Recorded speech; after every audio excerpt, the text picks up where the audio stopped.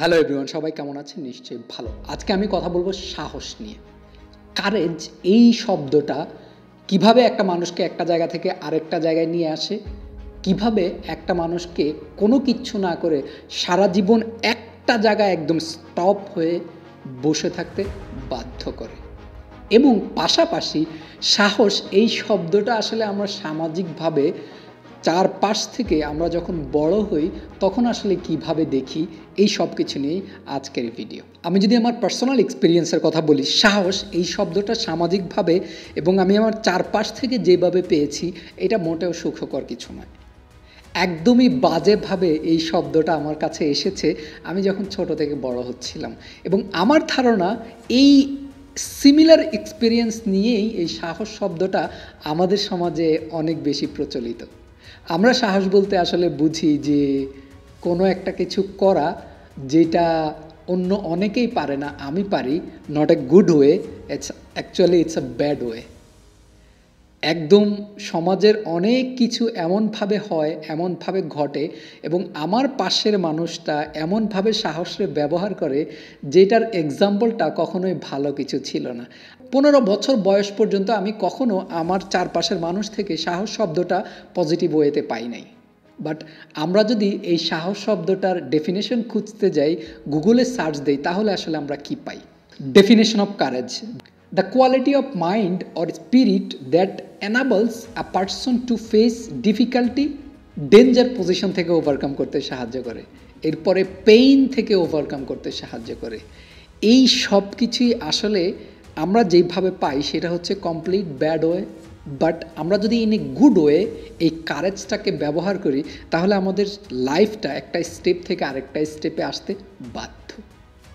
সন্দেহ নাই, আমরা যদি গুড ওয়েতে আমাদের কারেজটাকে ব্যবহার করি তাহলে আমাদের লাইফটা একটা স্টেপ থেকে আরেকটা স্টেপে আসবে। আমি আসলে কিভাবে সাহসটাকে কাজে লাগিয়েছি এবং কিভাবে সাহসটাকে কাজে লাগিয়ে একটা স্টেপ থেকে আরেকটা স্টেপে আমি পা দিয়েছি, একটা জায়গা থেকে আরেকটা জায়গায় শিফট করেছি, একটা প্ল্যান থেকে আরেকটা প্ল্যানে মুভ করেছি, একটা চিন্তা থেকে আরেকটা চিন্তার বীজ বপন করেছি।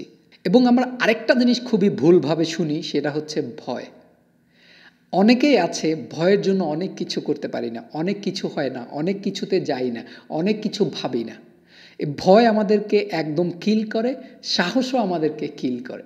সাহস আমরা একটা ব্যাড ওয়েতে ব্যবহার করি যেটা আমাদের লাইফে খুব বেশি ইম্প্যাক্ট পড়ে না, এবং ভয় আমরা খুব ভালোভাবে ট্রিট করতে পারি না বলে ভয়ের জন্য আমরা কোনো কিছু করতে পারি না। আমরা যদি এই দুইটাকেই পজিটিভ ওয়েতে দেখি, সেটা হচ্ছে এক হাতে সাহস এবং এক হাতে ভয়, এই দুইটা নিয়ে ঝাঁপ দিতে হয়। আমার কাছে সাহস হচ্ছে এমন একটা জিনিস, আমি যদি কোনো কিছু একটা পজিটিভ ওয়েতে ভেবে লাইফে কিছু একটা করি, তাও আমার লাইফটা শেষ হয়ে যাবে। আমি যদি কিছু না করি, তাও আমার লাইফটা শেষ হয়ে যাবে। একদম কোনো কিছুই আমার জন্য বসে থাকবে না। সেই জন্য আমার ভেতরে যতই ভয় থাকুক, আমার ভেতরে যতই ধুপ ধুপ ধুপ ধুপ করে আমার বুক কাঁপুক, আমি কোনো না কোনোভাবে এইটাকে এক সাইডে রেখে আমি জাম্প করি। যখনই আমি জাম্প করি, যখনই আমি মুভ করি, যখনই আমি স্টেপ দেই, তখন আর আমার যেই ফিয়ারটা ছিল, আমার যে ভয়টা ছিল, তখন আর ভয়টা থাকে না। আস্তে আস্তে আস্তে আস্তে এটা কনভার্ট হইতে থাকে, আস্তে আস্তে আস্তে আস্তে এটা কনভার্ট হইতে থাকে। হ্যাঁ, এভরি মোমেন্ট আমার ভিতরে এইটা চলতে থাকে যে আমি যেখানে যাচ্ছি, যদি এটা কোনোভাবে না হয়, আমি যদি কোনোভাবে ক্ষতিগ্রস্ত হই, আমি যদি কোনোভাবে এইটা না পাই, আমি যদি যেই পজিশন থেকে এখন জাম্প করছি এই পজিশনটায় হারাই ফেলি, সব কিছু আমার ভেতর চলতে থাকে। কিন্তু আমি সবসময় এইটা ইভেনচুয়ালি এইটা ভাবতে থাকি যে আমার যা কিছুই হয়, যত কিছু হয়, আমি খুব ভালোভাবে সব কিছু অ্যাকসেপ্ট করব।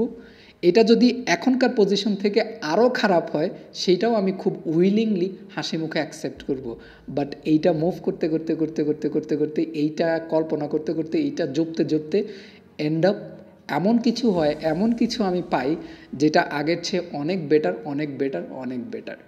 সো সামাজিকভাবে সাহসকে আমরা যেইভাবে পাই, একদম সব কিছুই ব্যাড ওয়েতে পাই। সেই জায়গাটা থেকে বের হয়ে সাহস পজিটিভ ওয়েতে ব্যবহার করতে হবে এবং ভয় সবসময় হাতের মুঠোয় ভয়টা রেখেই মুভ করতে হবে। আমি সবসময় এই কথাটা বিলিভ করি, যদি আমার ভয় না থাকতো, যদি আমার এই ভয়টাকে আমি ক্যারি না করতাম, তাহলে আমি এত ফোকাস থাকতে পারতাম না, তাহলে এন্ড অফ দ্য ডেতে আজকে আমি যেখানে আসছি সেখানে আসতে পারতাম না।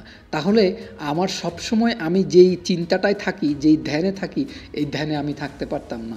সো আমার যেই ভয় ছিল, এই ভয়কে আমি একদম আপন করে নিয়ে, এই ভয়কে আমি একদম ক্লোজ কিছু ভেবে আমি প্রতিনিয়ত মুভ করি। আজকে যখন এই ভিডিওটা রেকর্ড করছি, তখনও কিন্তু আমার মনের মধ্যে ভয় আছে। এই যে আমি ওভার দ্য ইয়ার্স 3 বছর, অলমোস্ট 4 বছর ধরে ট্রাই করছি কোনো কিছু একটা করার জন্য নিজের জবের পাশাপাশি, এই স্বপ্নটা লালন করে যে এই সময় দিচ্ছি, আদৌ আমি সেটা বিল্ড করতে পারবো কিনা। হ্যাঁ, এই ভয়টা আছে আমার মনের মধ্যে, তবে আমি বিশ্বাস করি যদি আমি কন্টিনিউ করতে থাকি, যদি আমি স্টেপ দিতে থাকি, যদি আমি আমার হায়েস্ট এফোর্টটা দেই, তাহলে এন্ড আপ কোনো না কোনো কিছু দাঁড়াবে। এবং সেই রূপরেখা কিন্তু দেখা যাচ্ছে এবং সেই সাইন কিন্তু দেখা যাচ্ছে। আমার যদিও 3 বছর ধরে কোনো প্রোগ্রেস ছিল না, বাট ইদানিং আমার ভিডিও অনেকেই দেখছে এবং আমি যেই ধরনের মেন্টালিটি পোষণ করি এবং আমি যেইভাবে চাই মানুষকে এই জিনিসগুলো ভাবুক, শুধুমাত্র এন্টারটেনমেন্টের জন্য সময় নষ্ট না করে, সোশ্যাল মিডিয়া এবং অনলাইনের এই জগৎটাকে শুধুমাত্র সময় নষ্টের জন্য ব্যবহার না করে, সময়টাকে কাজে লাগানোর জন্য কিভাবে ব্যবহার করা যায় সেইটা ভাবুক, এই ভাবনাটা মানুষের মধ্যে তৈরি হচ্ছে এবং মানুষ সচেতনভাবে জিনিসটা কাজে লাগিয়ে কিছু একটা করছে এবং সেই জন্যই অনেক প্রোগ্রেস দেখা যাচ্ছে চারদিকে, সেজন্যই সব কিছু রাইজ হচ্ছে আস্তে আস্তে। সো সামাজিকভাবে আমরা ভয়টাকে যেইভাবে দেখি, এইভাবে না দেখে ভয়টা সবসময় পজিটিভ ওয়েতে দেখে ভয় এবং স্বপ্ন নিয়ে একসাথে জাম্প করতে হবে। So this is it, thank you so much for watching my video and please don't forget to subscribe my channel.